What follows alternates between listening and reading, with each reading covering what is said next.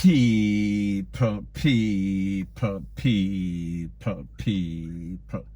Que pasa, sac, say what they do.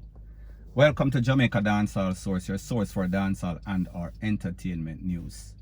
Now the next thing that is popping in the news is that we see that the search is on for 4 gunmen posing as members of the JC of Jamaica Constabulary Force who robbed a businessman and his wife, or a businesswoman and her husband, in a place called Harmony Hall. We are speaking about Highgate. We are speaking about in St. Mary.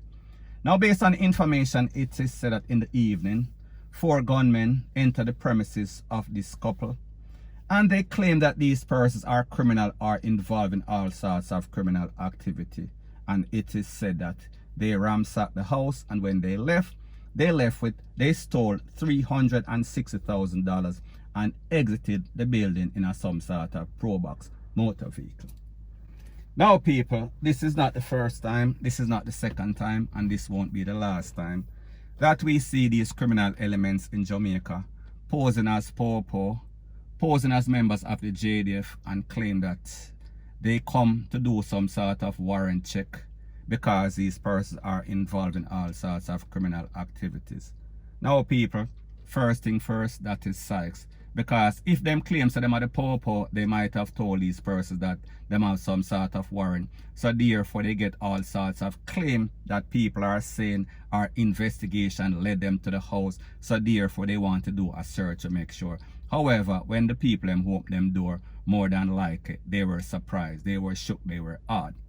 So people, at the end of the day, you have to be very vigilant, because the first thing first, whenever Popo come to your house, they have to have some sort of warrant. They cannot just enter your gate or even enter your premises unless they have authorization. I am speaking about a signed warrant from the judge. However, people, we know that these gunmen, these criminals in Jamaica nowadays, they are full of psychs. They are full of trickery. However, people, the good thing is that nobody was hurt. I am speaking about the businesswoman, nor her husband. However, we should learn from these incidents, and we should make sure that we have our premises secure. Therefore, we won't be invaded by these criminal elements, point blank and period. So anyways, people, that is my views on the whole thing as it pertains to that. And like I said, it is just my views and opinion. It is not the gospel. Your views and opinion can be respectfully different from mine. But let me know what you think in the comment section. Bless up. Now, the next thing that is popping in the news, it seems as if the Minister of National Security, I am speaking about Dr. Horace Chang, he has finally come to his senses as it pertains to criminals in Jamaica, the repeat offenders that are creating chaos and catastrophe in Jamaica. And whenever they are held by the Popo, whenever they go to court, they are given some sort of bail. And sometimes this bail is minimal. So therefore, the doctor, he is saying that the Bail Act in Jamaica, it does not reflect the community. It does not reflect the true reflection of what is going on in Jamaica, meaning that Jamaica is a murderous place. And these persons, they are the ones that are getting released out of prison and creating or doing the same thing over and over. It is like a revolving door. So people, take a listen, take a look to what he has to say as it pertains to the Bail Act, and then I'll give my piece. The way it's approached is nonsensical. The UK, which is our closest partner, they have 33 murders in a population of nearly 100 million. They see when a murder happened by the gun in England, it become a national news. When I have 30 per week, I feel good.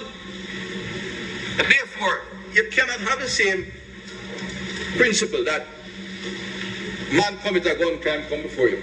You give him bail this week. Him go to him commit a crime, come back next week, give him another bail. Till him kill 5-6 people. And this is why I'm saying our laws must reflect some of the Jamaican culture and realities. We have a story now.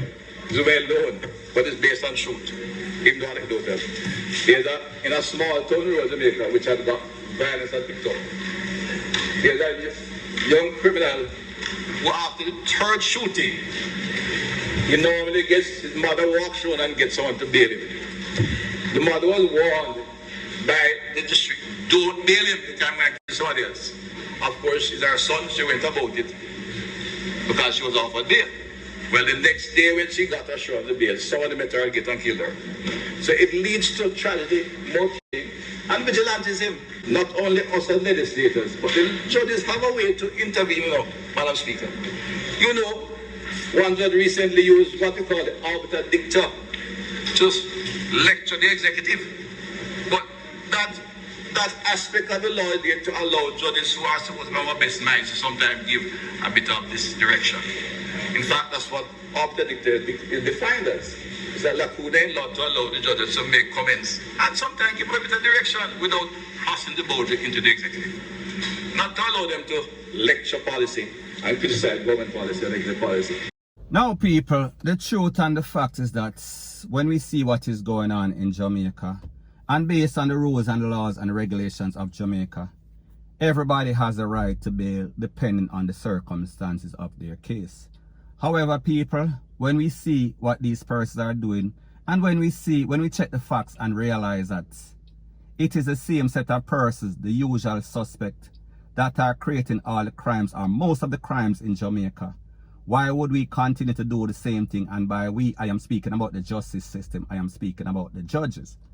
Now, people, they always claim that judges are supposed to be wise persons. However, people, based on what we see happening in Jamaica lately, based on the severity of the crimes that we see being perpetuated by these criminals in Jamaica, and where we look, we see some man jump over the fence, a 5-year-old, and they are given 300,000 bail. We are talking about 4 or 5 persons jump over the fence of a 13-year-old, and they are given $350,000 bail. So therefore, I am saying that they should reflect, let the crime fit the punishment or fit the bail. However, in Jamaica, we see that that is the polar opposite.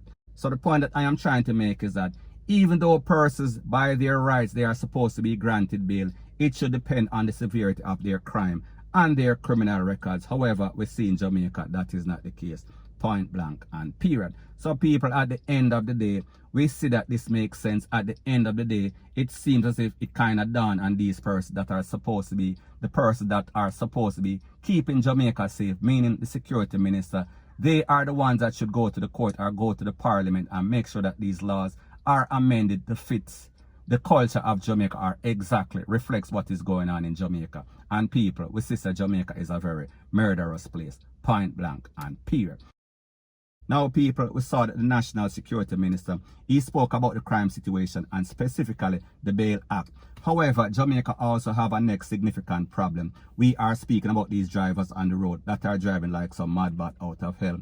I am speaking specifically about the taxi men, the minibus man them, and also we are talking about the JUTC driver, and even the average Joe or the average Jane on the street. So therefore, he is saying that they are also amending the electronic traffic maintenance system, wherein they can basically link up all sorts of government agencies.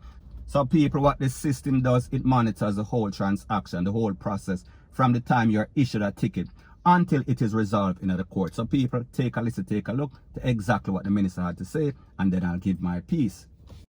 Yes, it was a long and tedious process. Frustrating, more than frustrating. But I consider the experience from Madam Speaker that was not only frustrating but instructive. Because I learned firsthand in how to work between multiple government agencies. This Prime Minister has come over and over a program operating in silos. Now we have had to use that as a simple example, but critical to public order, to cross 5 agencies. And it was indeed an instructive period, but we are better at it now, and we launch in June. And at the base of that, it will become the foundation for a generic ticketing system that will make a big difference to public order. So people, based on what the security minister is saying, this system is going to be launched in June of 2021, which is next month. And based on his information, it is said that this is going to be some sort of web-based system wherein from the point of which you are issued a ticket until it is resolved in the court, it will be monitored, the whole process. And basically, he is saying that it is linking up all of the government agencies, because people, based on what we see in Jamaica, we see it is the same people that are creating all sorts of chaos and catastrophe. We are speaking about the same drivers that have hundreds and hundreds of tickets. However, they are allowed to operate all sorts of public transportation, meaning minibus, meaning taxi, and people, you see, them are killer people. So therefore, if Jamaica don't get their act together, more people are going to be DEADING. Point blank and period. So anyways, people, that is my views on the whole thing as it pertains to that. And like me say, it is just my views and opinion. It is not the gospel. Your views and opinion can be respectfully different from mine. But let me know what you think in the comment section. Bless up.